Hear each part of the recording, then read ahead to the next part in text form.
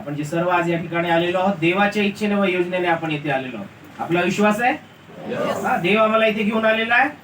आमची इच्छा होती पण देवाने आमचा मार्ग मोकळा केला आणि देव परमेश्वर आम्हाला इथे घेऊन आलेला आहे कारण देव आम्हाला आशीर्वाद देऊ इच्छितो. म्हणून आज आम्ही या समय देवाच्या चरणाजवळ आपला वेळ आपण व्यतीत करीत आहोत, त्याची आराधना करीत आहोत, त्याच्या नावाला उंचवित आहोत. आतापर्यंत आपण काय केलं? आम्हाला जे वाटत होतं ते आम्ही केलं है ना. आम्हाला देवाची आराधना करायची होती म्हणून आपण देवाची आराधना केली. आम्हाला प्रार्थना करायची होती म्हणून आपण प्रार्थना केली. आम्हाला विशेष प्रकारे आमच्या गरजा देवाच्या समोर ठेवायच्या होत्या, त्या आम्ही देवाच्या समोर ठेवल्या. आम्हाला देव परमेश्वराचं गीत गायचं होतं, आम्ही देवाचं गीत गायलं. पण आता वेळ आहे की देव आमच्याशी बोलू इच्छितो. आराधनेमध्ये जेव्हा आम्ही देवाच्या चरणाजवळ येतो आम्ही देवाशी बोलतो आणि देव देखील आमच्याशी बोलत असतो. आणि देवाच्या वचनावर जेव्हा आपण मनन चिंतन करीतो त्यावेळेस देव जो आहे त्याची दैवी वाणी आमच्यापर्यंत तो पोहोचवितो. आम्ही मनुष्य एक माध्यम आहोत, सेवकगण एक माध्यम आहोत, पण देव जो आहे तो त्याच्या वचनाद्वारे आमच्याशी बोलणारा देव है. तो आइए इस समय हम परमेश्वर के वचनों की ओर अपने ध्यान को हम केंद्रित करेंगे और प्रभु हमसे क्या बात करना चाहता है इसकी ओर भी हम अपने कानों को हम लगाएंगे कि परमेश्वर हमें यह सहायता प्रदान करे कि प्रभु की वाणी आज हम विशेष रूप से समझ सके, उसे सुन सके और परमेश्वर की महिमा हमारे जीवन के द्वारा हो सके. तो आइए इस समय उस परमेश्वर की हुजूरी में अपने आप को हम लेकर जाए, परमेश्वर के वचनों की ओर हम अपना ध्यान विशेष रूप से हम केंद्रित करें. आज मनन चिंतन के लिए हमने जो शास्त्र पाठ पढ़ा है निर्गमन की किताब इसका 14वां अध्याय और पद 15 से लेकर 25 तक. आपण यावेळेस निर्गमाचं पुस्तक याचा 14वां अध्याय आणि 15 ते 25 हे वचन आपण यावेळेस वाचलेली आहे. आणि विशेष प्रकारे देव परमेश्वराच्या वचनावर जेव्हा आपण मनन चिंतन करीत आहोत त्या अगोदर मी बोलू इच्छितो की जवळजवळ 1 वर्षानंतर मी आज तुम्हामध्ये आलेलो आहे. साहेबांना येऊन आता 1 वर्षाच्या वर वेळ झालेला आहे. आता त्याच्यानंतर आता 1 वर्षाच्या वर होऊन गेलेला आहे, तुम्हामध्ये आलो आणि विशेष प्रकारे देव परमेश्वराच्या नावाला धन्यवाद देतो की या प्रिय कळपामध्ये परमेश्वराच्या या मंडळीमध्ये देवाने वचनाची संधी विशेष प्रकारे दिलेली आहे. बाळासाहेबांचे देखील आम्ही यावेळेस आभार मानितो की आज जो संडे स्कूलचा उद्घाटन आजपासून होणार आहे, संडे स्कूलची सुरुवात आजपासून होणार आहे. आम्ही ज्या प्रकारे मध्यस्थीच्या प्रार्थनेमध्ये ऐकलं मायकल यांच्या माध्यमातून की एका नवीन मंडळीची सुरुवात होत आहे. उद्याची मंडळी जी आहे ती आजची लेकरं आहे आणि आजच्या लेकरांचा पाया ख्रिस्तामध्ये मजबूत होणे हे फार गरजेचे आहे. आणि त्याच अनुषंगाने या संडे स्कूलची सुरुवात आपल्या सिडको मंडळीमध्ये आदरणीय आपले रेव्हरंड राजकीय पाळसाहेब यांच्या माध्यमातून विशेष प्रकारे सुरू करण्यात येत आहे. ही देवाची कृपा आहे, देवाची योजना आहे आणि आमचे लेकरं देखील देवाच्या भयामध्ये कृपेमध्ये वाढणे हे आमच्यासाठी गरजेचे आहे. यासाठी परमेश्वराच्या नावाला आम्ही धन्यवाद देतो. या प्रियांनो आपण यावेळी देवाच्या वचनाकडे आपलं लक्ष केंद्रित करूया. ज्याप्रमाणे आपण निर्गमन 14, 15 ते 25 ही वचनं वाचलेली आहेत. या वचनांमध्ये जर आम्ही पाहतो तर आम्हाला या ठिकाणी दिसून येतं की जो तांबडा समुद्र होता, जो लाल समुद्र होता, तो विशेष प्रकारे इस्रायल लोकांना ओलांडण्याची त्या ठिकाणी वेळ आलेली आहे.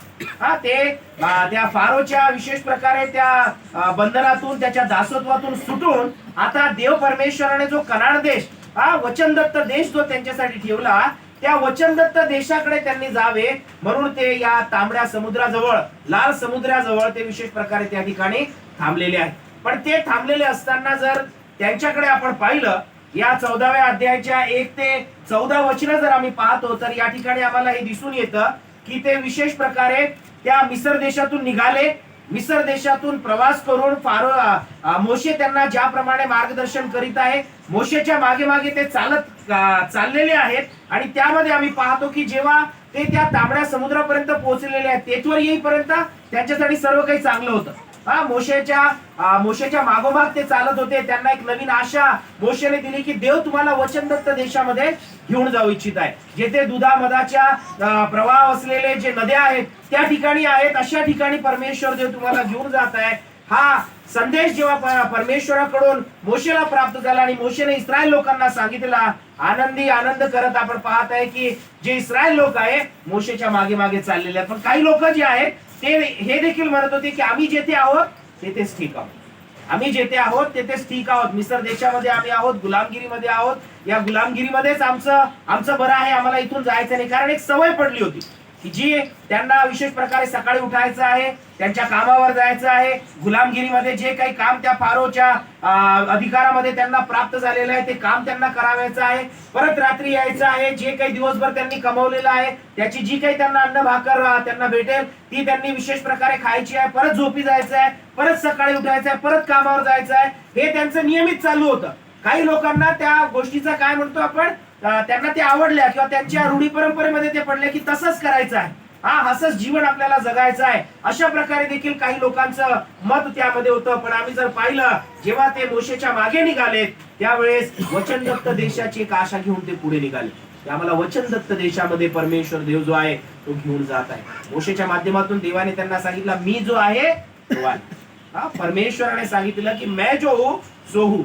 और इस बात को सोचते हुए इस्राएल लोग जो है वो मूसा के पीछे पीछे उस वायदे की भूमि तक वो विशेष रूप से अपने आप को लेकर आगे बढ़ने लगे. और जब वो आगे बढ़ते हैं, जब लाल समुद्र उनके सामने आता है, वचन में हम इस बात को देखते हैं कि वहां पर वो रुक गए. वचन को यदि आप पढ़ेंगे तो वचन में हमें इस प्रकार से प्राप्त होता है. 10वां वचन यदि हम पढ़ते हैं 14वें अध्याय का 10वां वचन, फारो नजीक येऊन ठेपला, इस्रायल लोकांनी टेवडून पाहिले तो मिस्री लोक आपल्या पाठोपाठ येत आहे असे त्यांना दिसले, तेव्हा त्यांना फार भीती वाटली व ते परमेश्वराचा धावा करू लागले. जब उन्होंने देखा कि जो फारो की पूरी सेना है उनके पीछे आ पहुंची है, तो उस समय उन फारो की सेना को देखकर वो डर गए, घबरा गए और क्या करने लगे, परमेश्वर से प्रार्थना करने लगे. पर वचन सांगते की ते देवाचा परमेश्वराचा धावा करू लागले की देवा आता तू आम्हाला वाचव, देवा तू आम्हाला आता यातून बाहेर काढ, देवा तू आमच्यासाठी आता मार्ग मोकळा कर, देवा आता फारोचं सैन्य जे आहे ते आमच्या मागे येऊन ठेपलं आहे, आता आम्ही इथून पुढे कसं जावं, देवा देवा देवा. ते देवाचं नाव त्या ठिकाणी घेऊ लागले. देव परमेश्वराला त्या यावेला ते त्या ठिकाणी प्रार्थना करू लागले. वचन सांगतं की ते त्यांचा धावा करू लागले, देव परमेश्वराला ते त्या ठिकाणी प्रार्थना विनवणी करू लागले. आणि असं करीत असताना जर आम्ही त्या ठिकाणी पाहिलं तर काही लोक जे येण्यासाठी तयार नव्हते, पण बाकी लोक चालले म्हणून त्यांच्या सोबत ते पण त्या ठिकाणी निघाले. ते त्यावेळेस मोशेला काय म्हणू लागले बघा, इथे वचन म्हणतं ते मोशेला म्हणाले, मिस्रात काय कबरा नव्हत्या, मिस्रामध्ये काही कबरा नव्हत्या का, की तू आम्हाला येथे रानात मारायला आणले, आम्हाला तू मिस्रात बाहेर आणले, ते काय म्हणून तू आम्हाला आणले, हे या ठिकाणी ते त्याला बोलू लागले. 12व्या वचनात म्हणतात, आम्ही तुला मिस्रात नव्हतो का म्हणत की आम्ही आहोत ते ठीक आहोत, आम्हाला मिस्री लोकांची गुलामगिरी करीत राहू दे, येथे रानात मरून जावे त्यापेक्षा मिस्र्यांच्या गुलामगिरीत राहणे परवडते. हे लोकांचं त्या ठिकाणी विचार त्या ठिकाणी आले की आम्ही आता येथे फारोच्या हातून आम्ही येथे मरावे, या रानात आम्हाला मारावे, म्हणून मोशे तू आम्हाला इथे घेऊन आला का, अशा प्रकारची कुजबूज, अशा प्रकारची बडबड जी आहे ती त्याच्या मागे त्या ठिकाणी विशेष प्रकारे त्यांनी चालू केली. आणि हे बोलत असताना आम्ही त्या ठिकाणी पाहतो की आम्ही रानामध्ये मरावे, आमची गुलामगिरी चांगली होती, तेथे आम्ही जिवंत तरी होतो, पण आम्ही विशेष प्रकारे या ठिकाणी आम्हाला का तू घेऊन आला, अशा प्रकारे ते त्यांना बोलू लागले. पुढे जर आम्ही पाहतो त्यांच्या जीवनाची परिस्थिती जर आम्ही पाहिली, पुढे वचनदत्त देशामध्ये जायचं आहे पण तांबडा समुद्र समोर आहे. त्यांना मागे आता फारोच्या इकडे ते जाऊ शकत नाही, कारण तेथून त्याचा विरोध करून तेथे आम्ही जर वचन वाचलं तर वचन आम्हाला हे सांगतं की फारो राजाचं मन जे आहे ते कठीण झालं होतं आणि त्याने त्यांना जाण्यासाठी नकार दिला. पण तरी देखील काय पाहतो आम्ही, इस्रायल लोक जे आहे ते त्या ठिकाणी वचनदत्त देशाकडे जाण्याकरिता पुढे निघाले.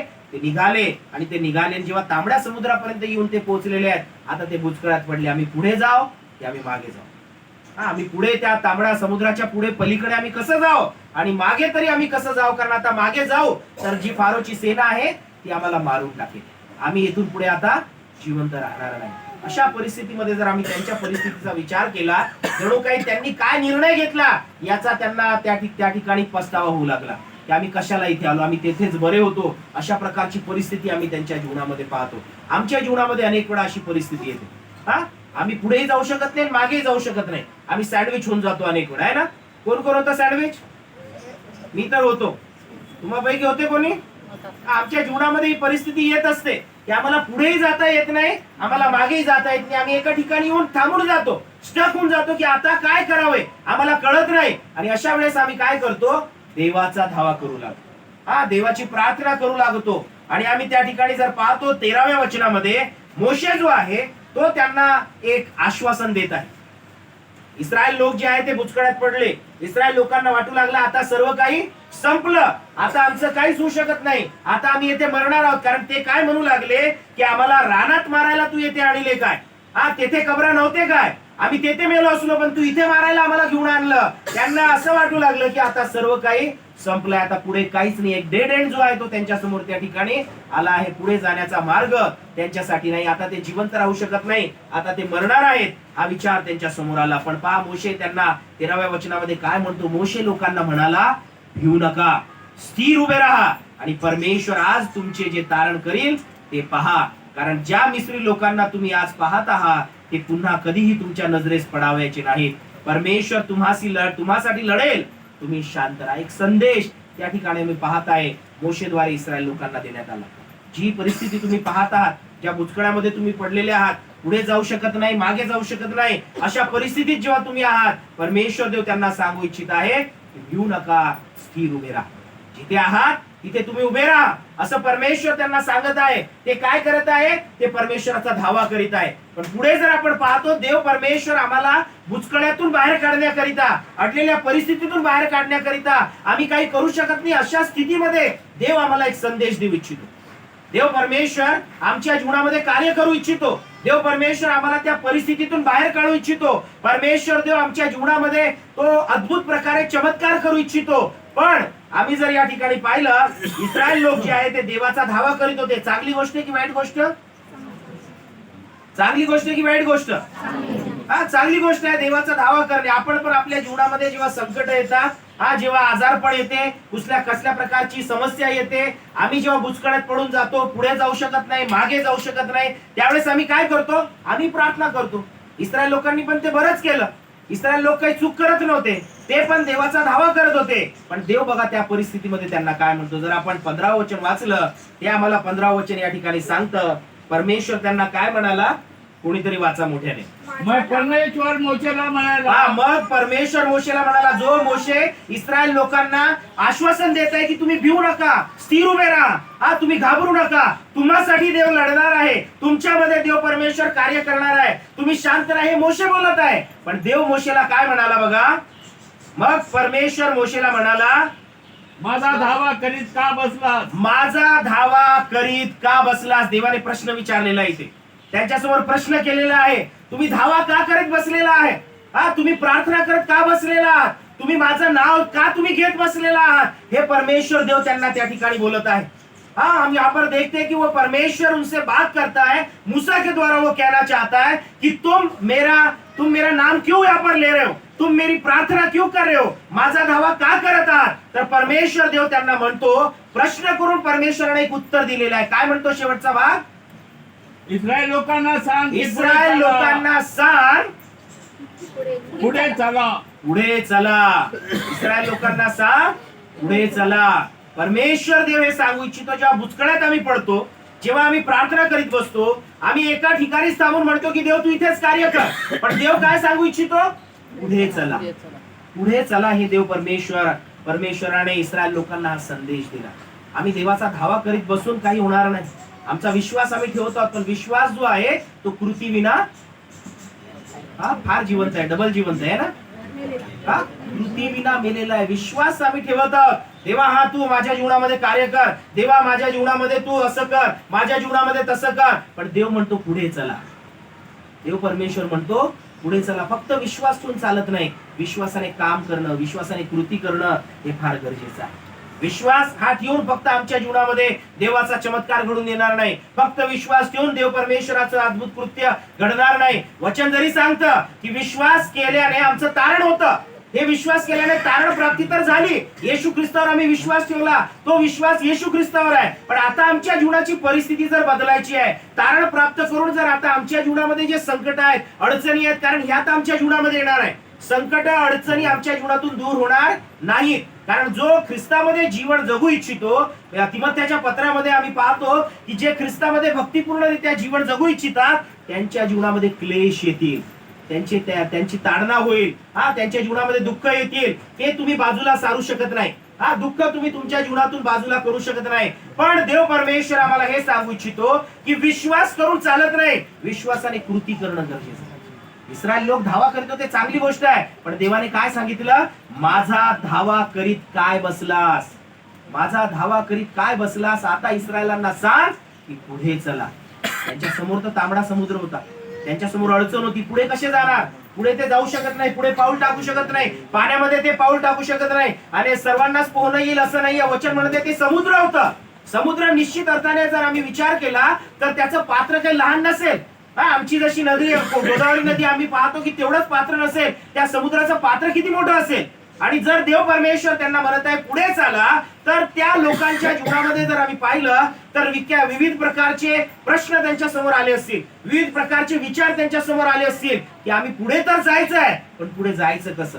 पुढे जर आम्ही वचनातून पाहिलं तर परमेश्वराने त्या तांबड्या समुद्रातून त्यांच्यासाठी मार्ग मोकळा केलेला. मोशेला परमेश्वराने आज्ञा केली, त्याच्या हातामध्ये जी काठी होती त्या काठीच्या माध्यमातून आम्ही पाहतो जे अद्भुत चमत्कार देव परमेश्वराने त्यांच्या जीवनामध्ये केले होते. त्या चमत्कारांच्या माध्यमातून आम्ही या ठिकाणी पाहतो की आणखी एक चमत्कार, एक अशक्य गोष्ट देवाच्या सामर्थ्याने त्यांच्या जीवनामध्ये त्या ठिकाणी पूर्ण झाली.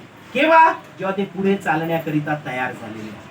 आज आमच्या जीवनामध्ये जेव्हा अडचणींमध्ये आहोत, आम्ही काही करू शकत नाही, कुठल्या अनेक समस्यांमध्ये आम्ही अडकून जातो, अनेक वेळा आमच्या चुकांमुळे देखील आम्ही अडचणींमध्ये पडतो, अनेक वेळा आम्ही आमच्या विशेष प्रकारे आम्ही हे म्हणूया की आमच्याकडून कळत नकळत झालेल्या कदाचित गोष्टींमुळे आम्ही अनेक वेळा समस्यांमध्ये अडकून जातो. पण त्या समस्यांमध्ये असताना जेव्हा देवाचा धावा करीतो, फक्त धावा करत बसायचं नाही, पुढे चालायचं. आमच्या विश्वासाचं एक पाऊल आम्हाला आमच्या जीवनामध्ये पुढे ठेवायचं आहे, हे देवाचं वचन आम्हाला सांगतं. इस्रायल लोकांसाठी अशक्य गोष्ट होती की तांबडा समुद्रातून आम्ही कसे पुढे जाऊ. पण आम्ही जर आम्ही पाहिलं त्या परिस्थितीमध्ये तो विश्वास जो त्यांनी परमेश्वरावर ठेवला ते त्यांच्या जीवनामध्ये कार्यरत ठरला. देवाने म्हटलं की पुढे चला. ते पुढे जाण्यासाठी जेव्हा तयार झाले, देवावर जेव्हा त्यांनी विश्वास ठेवला, त्यांच्यासाठी न पाहिलेली गोष्ट त्यांच्यासाठी त्या ठिकाणी आम्ही जर पाहिलं ती घडून आली. जर आम्ही इब्रिकरास पत्र याचा 11वा अध्याय आणि त्याचं पहिलं वचन जर आम्ही वाचतो, त्या वचनामध्ये आम्हाला विशेष प्रकारे दिसून येतं की विश्वास हा आशा धरलेल्या गोष्टीविषयीचा भरोसा आहे. विश्वास हा आशा धरलेल्या गोष्टीविषयीचा भरोसा आणि न दिसणाऱ्या गोष्टींबद्दलची खात्री आहे. तांबड्या समुद्रातून मार्ग दिसत नव्हता, पण देवाने म्हटलं पुढे चला. आणि जेव्हा त्यांनी त्या पुढे चला देवाच्या या उद्गाराला, देवाच्या या वाक्याला, देवाच्या या आज्ञेला जेव्हा त्यांनी आपल्या जीवनामध्ये स्वीकारलं, त्यावेळेस आम्ही त्या ठिकाणी पाहतो की न दिसणाऱ्या गोष्टीबद्दलची खात्री त्यांच्या जीवनामध्ये त्या ठिकाणी आली. आम्ही देवावर विश्वास ठेवतो, पण पुढे पाऊल टाकणं आमच्यासाठी फार गरजेचं आहे. जर त्या पाऊल आम्ही जर उचलत नाही तर आमच्या जीवनामध्ये न दिसणारी गोष्ट आमच्या जीवनामध्ये कधीच आम्ही पाहू शकणार नाही. अनेक गोष्टी आम्ही पाहू शकत आहोत, एकमेकांना आपण पाहू शकत आहोत, ज्या गोष्टी आम्हाला घ्यायच्या आहेत त्या आम्ही कदाचित पाहू शकत आहोत, पण आध्यात्मिक जीवनातील गोष्टी आपण पाहत नाही. ते आपण विश्वासाने कबूल करीतो, विश्वासाने ते आम्ही स्वीकार करीतो. म्हणून वचन या ठिकाणी सांगतं की विश्वास जो आहे न दिसणाऱ्या गोष्टींबद्दलची ती खात्री आहे. इस्रायल लोकांनी त्या ठिकाणी देव परमेश्वराने जेव्हा त्यांना आज्ञा केली की पुढे चला, विश्वासाने त्यांनी आपलं पाऊल पुढे टाकलं आणि न दिसणारी गोष्ट त्यांच्या जीवनामध्ये त्या ठिकाणी घडून आलेली. मार्ग त्यांच्यासाठी तयार झाला. नदीतून कोणी कधी मार्ग तयार होईल का? बायबल आम्हाला सांगतं की त्या नदीमधून मार्ग, त्या समुद्रातून त्यांच्यासाठी मार्ग जो आहे तो त्या ठिकाणी तयार झाला. एक जे पाणी ज्या ठिकाणून वाहून जात होतं ते पाणी तिकडे वाहून चाललं गेलं. जिकडून पाणी वाहून येत होतं तिकडे पाण्याची एक भिंत तयार झाली आणि त्यांच्यासाठी एक कोरडा मार्ग जो आहे तो त्या ठिकाणातून तयार झाला. वचनामध्ये आम्ही पाहतो की जेव्हा ते पुढे चालू लागले त्यावेळेस विशेष प्रकारे 21व वचन सांगतं, मोशेने आपला हात समुद्रावर उगारिला तेव्हा परमेश्वराने रात्रभर पूर्वी दिशेचा जोराचा वारा वाहून समुद्र मागे हटविला. त्यामुळे पाण्याचे 2 भाग झाले व मधली जमीन कोरडी झाली. इस्रायल लोक भर समुद्रात कोरड्या जमिनीवरून चालू लागले. जेव्हा विश्वासाने पाऊल पुढे टाकलेला आहे, पुढे चला ही देवाने दिलेली आज्ञा होती, त्या आज्ञेला जेव्हा त्यांनी स्वीकार केला, आम्ही पाहतो की वचन सांगतं की भर समुद्रात कोरड्या जमिनीवरून ते चालू लागले. भर समुद्रात ते कोरड्या जमिनीवरून चालू लागले. हा देवाचा अद्भुत चमत्कार आहे. आज आम्ही देखील आमच्या जीवनातील समस्यांमध्ये, अडचणींमध्ये आम्ही देवाच्या विश्वासाने जरी पुढे पाऊल टाकू तर आमच्यासाठी देखील भर समुद्रात, भर संकटामध्ये, भर समस्यांमध्ये, भर आजारीपणामध्ये, भर चिंतेमध्ये देव परमेश्वर कोरडी भूमी, कोरडी जमीन आमच्यासाठी तो उभी करणार आहे. आम्ही अनेकदा आमच्या स्वतःच्या गोष्टींमध्ये आम्ही अडकलेलो असतो, चिंतेमध्ये असतो, समस्यांमध्ये असतो, अनेक वेळा आम्ही आमच्या कौटुंबिक गोष्टींच्या अडचणींमध्ये असतो, अनेकदा आम्ही आमच्या लेकरांसाठी अडचणींमध्ये असतो, त्यांच्याविषयी चिंताक्रांत होतो. देव परमेश्वरावर जर आम्ही विश्वास ठेवत आहोत, जीवनातील कुठलीही परिस्थिती असू द्या, व्यक्तिगत असू द्या, कौटुंबिक असू द्या, किंवा तुमच्या लेकरांच्या बद्दल असू द्या, देव परमेश्वर तुम्हाला कोरड्या भूमीतून तो घेऊन जाणार नाही. आमेन. देव परमेश्वर आमच्या जीवनामध्ये कुठलीच अशक्य गोष्ट तो परमेश्वर ठेवत नाही, तर प्रत्येक अशक्य गोष्ट तो शक्य करीतो. जर आम्ही विश्वासाने पुढे चालण्याकरिता आमच्या जीवनामध्ये आम्ही जर पाऊल टाकलेलं आहे. आता या ठिकाणी देव परमेश्वर त्यांच्यासाठी कोरडा मार्ग तयार केला, पण जसे ते फारोच्या सेनेला घाबरत होते, पुढे चालण्याकरिता जर ते घाबरले असते तर त्यांच्यासाठी कोरडा मार्ग तयार झाला नसता. ती कोरडी भूमी, कोरडी जमीन त्या भर समुद्रामध्ये त्यांच्यासाठी तयार झाली नसती. का? कारण ते घाबरलेले नाही. आमच्या जीवनामध्ये हे फार आमच्यासाठी महत्वाचं आहे. विश्वास आम्ही ठेवतो, पण त्या विश्वासासोबत भीती देखील आम्ही स्वतःच्या जीवनामध्ये बाळगतो. हे होईल की नाही होईल, ही भीती आमच्या जीवनामध्ये शंका कुशंकेची असते. आमच्या जीवनामध्ये डाऊटची भीती असते की आम्ही या गोष्टीमध्ये आम्ही करू शकू की नाही करू शकू, देव खरोखर आमच्या जीवनामध्ये कार्य करेल की नाही करेल. आम्ही प्रार्थना तर करत आहोत, पण प्रार्थनेचं उत्तर भेटेल की नाही भेटेल, आम्ही अनेक अशा विचारांमध्ये असतो. पण देव परमेश्वर आम्हाला सांगू इच्छितो, जर विश्वासाने पुढे पाऊल टाकत आहोत तर भिवू नका. आम्ही जर यहोशूआचं पुस्तक याचा पहिला अध्याय आणि 9वं वचन जर आम्ही पाहिलं, ते वचन आम्हाला सांगतं, जेव्हा परमेश्वराने इस्रायल लोकांना हे वचन दिलं, यहोशूआला हे वचन दिलं, मोशे त्याच्यासोबत नव्हता. आता त्याला चिंता होती की मी पुढे कसं जाऊ, इस्रायल लोकांचं पुढारी पण मी कसं करू, या ठिकाणी मी आता त्यांच्यासोबत मी लहान आहे. पण देव परमेश्वर त्याला काय म्हणतो, यहोशूआ याचा पहिला अध्याय, यहोशूआ याचा पहिला अध्याय आणि 9वं वचन जर आम्ही वाचलं तर ते वचन म्हणतं, मी तुला आज्ञा केली आहे ना, खंबीर हो, हिम्मत धर, घाबरू नको, कचरू नको, कारण तू जाशील तिकडे तुझा देव परमेश्वर तुझ्या बरोबर असेल, तुझ्या सोबत असेल. परमेश्वर देवाने हे अभिवचन दिलेलं आहे. आम्ही घाबरायचं नाही, आम्हाला भीती वाटून घ्यायची नाहीये. जीवनातील ज्या परिस्थिती, अडचणी येत आहेत, संकट येत आहेत, त्याला कसल्याच प्रकारची तमा न बाळगता आम्ही आपल्या जीवनामध्ये पुढे पाऊल टाकायचंय. जर भीती बाळगली तर ती भीती जी आहे ती आम्हाला पुढे जाण्यापासून रोखून देईल. आणि असं म्हणण्यात येतं की जर आम्ही भीती जी आहे ती आमच्या विश्वासाला, भीती जी आहे ती आमच्या विश्वासाला पॅरालिसिसचा अटॅक देखील ती आणू शकतो. म्हणजे आम्ही चालू शकत नाही. पॅरालिसिसचा अटॅक येतो तेव्हा काय होतो, माणूस त्याचे हात काम नाही करत, पाय काम करत नाही, तो बोलू शकत नाही, कशाही प्रकारे एका साईडचा येतो किंवा पूर्ण अंगाचा येतो. पॅरालिसिस काय करतो, आम्हाला काही करण्यापासून आम्हाला रोखतो. विश्वास जर आम्ही ठेवत आहोत आणि त्या विश्वासासोबत जर आम्ही आमच्या जीवनामध्ये भीती ठेवली, आम्ही जर भीती ठेवली, शंका जर आमच्या जीवनामध्ये ठेवली, हे होईल की नाही होईल, तर आमचा विश्वास जो आहे त्याला पॅरालिसिसचा अटॅक येईल. आमचा विश्वास कार्य करू शकणार नाही. आमच्या विश्वासाचं प्रतिफळ आम्हाला आमच्या जीवनामध्ये भेटू शकणार नाही.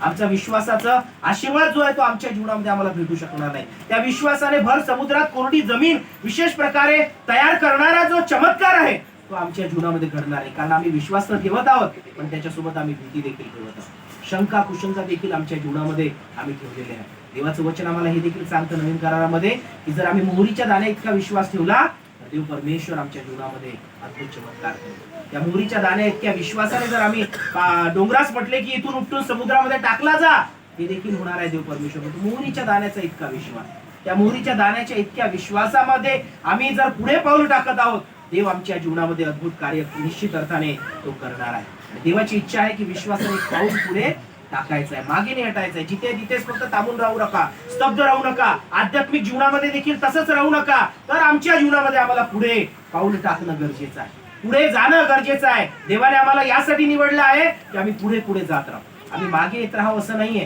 किंवा दुसऱ्यालाही मागे खेचत राहावं याच्यासाठी देवाने आम्हाला बोलवलेलं नाही. आम्ही आला याच्यासाठी देव परमेश्वराने बोललेलं आहे की आम्हालाही पुढे जायचं आहे आणि दुसऱ्यालाही आम्हाला पुढे घेऊन जायचं.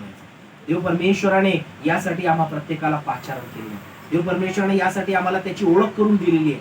देवाची ओळख आमच्या जीवनामध्ये यासाठी झालेली आहे की आम्ही आज जेथे आहोत तेथे आम्ही उद्या नसावे, आमचं एक पाऊल पुढे असावं. आमच्या आध्यात्मिक जीवनामध्ये, आमच्या जीवनातील प्रत्येक गोष्टींमध्ये आमचं एक पाऊल पुढे असावं ही देव परमेश्वराची आमच्यासाठी असलेली इच्छा आहे. आणि देव परमेश्वर म्हणतो की जर पुढे पाऊल आम्ही टाकत आहोत तो आमची काळजी घेणार आहे. त्याच्या उजव्या हाताने तो आम्हाला सावरणार आहे. त्याच्या उजव्या हाताच्या सामर्थ्याने तो आमच्या जीवनामध्ये कार्य करणार आहे, हे तो आम्हाला अभिवचन देतो. जर आम्ही यशाचं पुस्तक याचा 41वा अध्याय आणि त्याचं 10वं वचन जर आम्ही वाचतो, त्या वचनामध्ये परमेश्वर म्हणतो तू भिवू नको कारण मी तुझ्या बरोबर आहे. तू भिवू नको कारण मी तुझ्या बरोबर आहे. तू घाबरू नको कारण मी तुझा देव आहे. परमेश्वर म्हणतो तू घाबरू नको, मी तुझा देव आहे, मी तर तुझ्या बरोबर आहे, पण मी तुझा देव देखील आहे, म्हणून तू घाबरूही नको, तू भिवही नको. पुढे तो म्हणतो मी तुला शक्ती देतो. पुढे तो म्हणतो मी तुझे सहाय्य करीतो, मी आपल्या धार्मिकतेच्या हाताने तुला सावरितो. हे परमेश्वराने वचन दिले. तो परमेश्वर आम्हाला सहाय्य करण्याकरिता आमच्या जवळ उभा आहे. तो परमेश्वर आम्हाला आमच्या संकटातून बाहेर काढण्याकरिता, आम्हाला त्याची शक्ती देण्याकरिता तो तयार आहे. तो परमेश्वर देव त्याच्या धार्मिकतेच्या हाताने आम्हाला सावरण्याकरिता तयार आहे. कदाचित जीवनातील दुःखांमुळे, जीवनातील समस्यांमुळे, जीवनातील आजारीपणामुळे, चिंतेमुळे, टेन्शनमुळे आम्ही कदाचित विखरलेले असू, आम्ही एका ठिकाणी आम्ही आहोत, पण आम्ही तरी देखील एका ठिकाणी नाहो, अशा प्रकारची आमची जीवनातील परिस्थिती असेल. पण देव परमेश्वर म्हणतो मी माझ्या धार्मिकतेच्या हाताने तुम्हाला सावरणारा मी देव आहे. तुम्ही जरी विखुरलेले असणार, तुम्ही चिंताक्रांत असणार, तुम्ही आजारपणामध्ये तुम्ही कदाचित विशेष प्रकारे तुम्ही खचून गेले असणार, पण देव परमेश्वर म्हणतो मी तुम्हाला सावरणार आहे. धार्मिकतेच्या हाताने मी तुम्हाला सावरणारा देव आहे. हे परमेश्वर आम्हाला वचन. माझ्या प्रियांनो, आज आपण जेव्हा आपल्या या प्रिय मंडळीमध्ये येत आहोत, विशेष प्रकारे आपण या ठिकाणी प्रार्थना करीत आहोत, देवाची आराधना करीत आहोत, देवाच्या नावाला आपण उंचवित आहोत. देव परमेश्वराने आम्हाला या ठिकाणी याकरिता आणलेलं आहे की आम्ही पुढे चालाल. अनेक वेळा आम्ही या ठिकाणी याच्यासाठी आलो कारण आमच्या जीवनामध्ये काही समस्या आहे. आम्ही यासाठी आलो की देव परमेश्वराने आमच्या जीवनामध्ये कार्य करावे. काही एक प्रार्थना विनंती घेऊन आम्ही या ठिकाणी येत असणार. काहीतरी देवाला मागण्यासाठी आम्ही या ठिकाणी येत असणार. काहीतरी देव परमेश्वराने आम्हाला द्यावे या अपेक्षेने आम्ही या ठिकाणी येत असणार. पण देव तेव्हाच कार्य करणार आहे जेव्हा विश्वासाने एक पाऊल आम्ही पुढे टाकणार. जेव्हा विश्वासाने देव जे आज्ञा करीत होते आम्ही आपल्या जीवनामध्ये स्वीकारणार आहोत की तुम्ही भिवू नका, तुम्ही घाबरू नका, तुम्ही कचरू नका, मी तुमच्या सोबत आहे, मी तुम्हाला शक्ती देणारा देव आहे, मी तुम्हाला धार्मिकतेच्या हाताने सावरणारा तुमचा परमेश्वर आहे. याला जेव्हा आम्ही स्वीकार करणार आहोत त्यावेळेसच आमच्या जीवनामध्ये कार्य होईल. येथे येऊन बसू, प्रार्थना करू, बाळासाहेबांकडून प्रार्थना करून घेऊ, अजून कोणी मिळेल त्याच्याकडून प्रार्थना करून घेऊ, पण जर विश्वासाने पाऊलच पुढे टाकणार नाही आमच्या जीवनामध्ये कार्य होणार नाही. आम्ही येथे येऊ आणि तसंच आम्ही परत माघारी जाऊ. आमच्या जीवनामध्ये समस्या याही रविवारी राहतील, पुढच्या रविवारी आमच्या जीवनामध्ये समस्या राहतील, पण विश्वासाचं पाऊल आम्हाला एक पुढे टाकणं गरजेचं आहे. विश्वासाने देवाला हाक मारणं गरजेचं आहे. इस्रायल लोक काय करत होते? फक्त धावा करीत बसले. देवाने काय म्हटलं? माझा धाव करीत काय बसलास? देव परमेश्वर त्यांना म्हणतो पुढे चाला. आम्ही फक्त देवाचं नाव घेऊन चालत नाही, तर देवाचं नाव घेत असताना त्या देवावर विश्वास ठेवून त्याच्यामध्ये पुढे पाऊल टाकणं गरजेचं आहे. भीतीला आमच्या जीवनामध्ये जागा नको, आमच्या जीवनामध्ये कसल्याच प्रकारचं भय नसो, हे देव परमेश्वर आमच्या जीवनामध्ये अपेक्षित. म्हणून आम्ही आपलं जीवन आम्हाला देवाच्या हातामध्ये विशेष प्रकारे द्यावायचं आहे. जे देव सांगतो ते करणं गरजेचं आहे. देवाने जी आज्ञा दिली ती आज्ञा पाळणे गरजेचे आहे. इस्रायल लोकांनी काय केलं? समुद्र त्यांच्या पुढे होता, पण परमेश्वराने त्यांना म्हटलं पुढे चाला. त्यावेळेस मोशे देखील म्हणू शकला असता, देव आता काय करू मी? आता माझ्याकडे करण्याकरिता काही नाही, या समुद्राचं मी कसं काय येथून मार्ग काढू, याच्यावर पाण्यावरून चालून मी कसा जाऊ? पण त्याने देखील देवाने जी आज्ञा त्याला दिली ती आज्ञा त्याने स्वीकारून पाळून त्या ठिकाणी कोरड्या भूमीतून मोशे देखील विशेष प्रकारे चालून दुसऱ्या पलीकडे तो त्या ठिकाणी गेलेला आहे. हे देव परमेश्वराचा चमत्कार आहे. म्हणून जर आम्ही पाहतो देव जे सांगतो ते आम्हाला आमच्या जीवनामध्ये करत राहणे अत्यंत गरजेचे आहे. आणि याकोबाचे पत्र याचा पहिला अध्याय आणि 22वा वचन म्हणतं, वचनाप्रमाणे आचरण करणारे असा. वचनाप्रमाणे आचरण करणारे असा. देवाचं वचन जे सांगतं, देवाची आज्ञा जी आम्हाला मिळालेली आहे त्याप्रमाणे आचरण करणारे असा. पुढे वचनाचा भाग म्हणतो, केवळ ऐकणारे असू नका.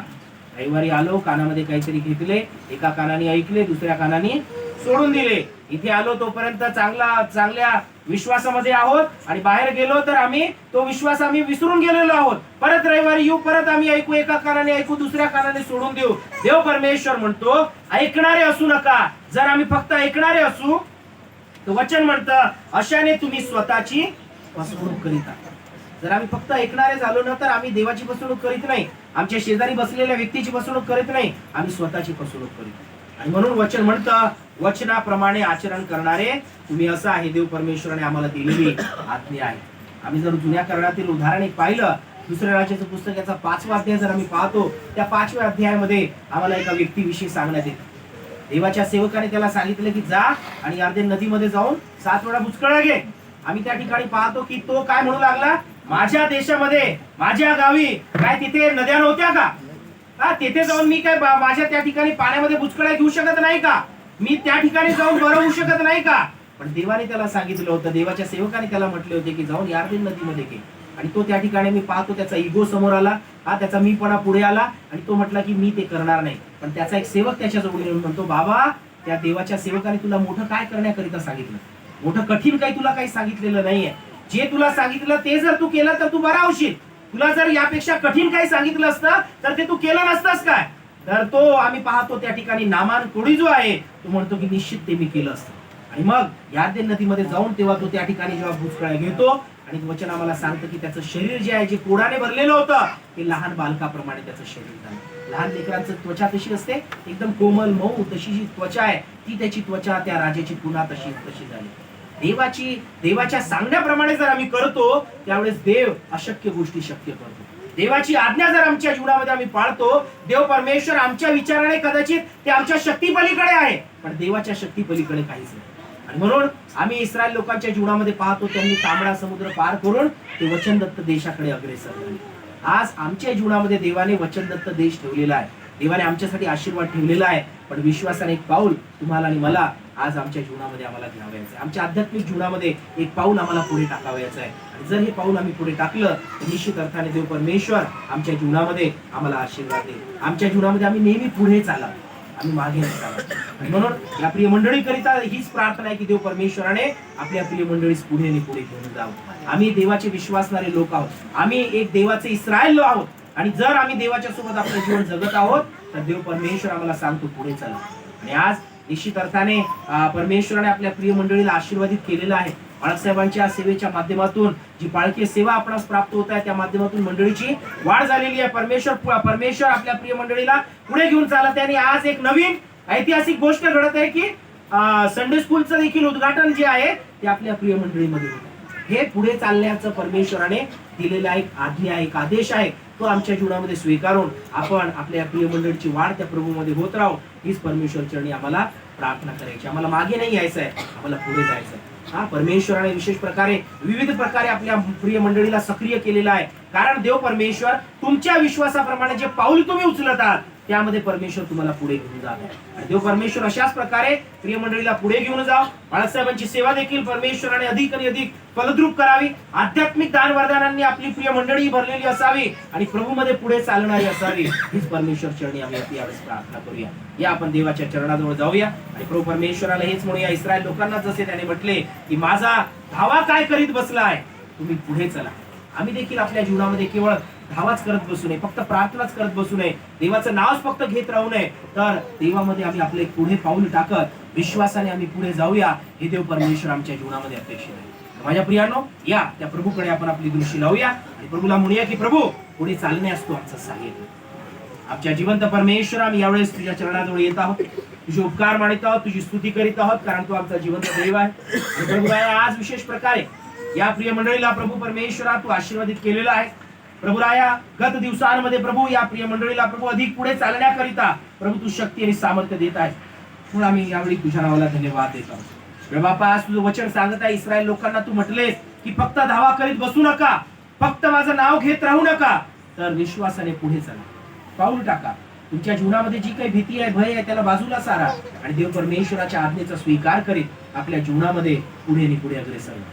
प्रभू आज आम्ही या समय तुला विनंती करीतो, आमच्या प्रिय मंडळीला प्रभू पुढे चालण्याचा तो आशीर्वाद दे, समृद्धीचा आशीर्वाद दे प्रभू परमेश्वरा, वाढीचा आशीर्वाद दे. आणि प्रभू परमेश्वर आध्यात्मिकरित्या या प्रिय मंडळीला प्रभू तुझ्यामध्ये प्रभू तू पुढे अग्रेसर कर. आमची या समय तुला विनंती आहे. बाळासाहेबांच्या सेवेकरिता आम्ही तुझे उपकार मानित आहोत. प्रभू परमेश्वरा त्यांच्या सेवेचे प्रभू तू आशीर्वादित कर आणि त्यांच्यासह त्यांच्या कुटुंबालाही तुझ्या कृपेने दयेने प्रभू तू परिपूर्ण करावे हीच आमची या समय तुला विनंती आहे. मान महिमा गौरव आदर सन्मान प्रभू आम्ही केवळ तुला देत आहोत. प्रभू परमेश्वरा तुझ्या वचन प्रभू आज तू आम्हाला दिलं, तुझी वाणी आज तू आमच्यापर्यंत पोहोचत केली. याच विश्वासाने प्रभू ही प्रार्थना आमचा धन्यतारक प्रिय प्रभू येशू ख्रिस्त त्याच्याच गोड आणि प्रणाम मागत आहोत म्हणून तू ऐक बाप्पा. आमेन.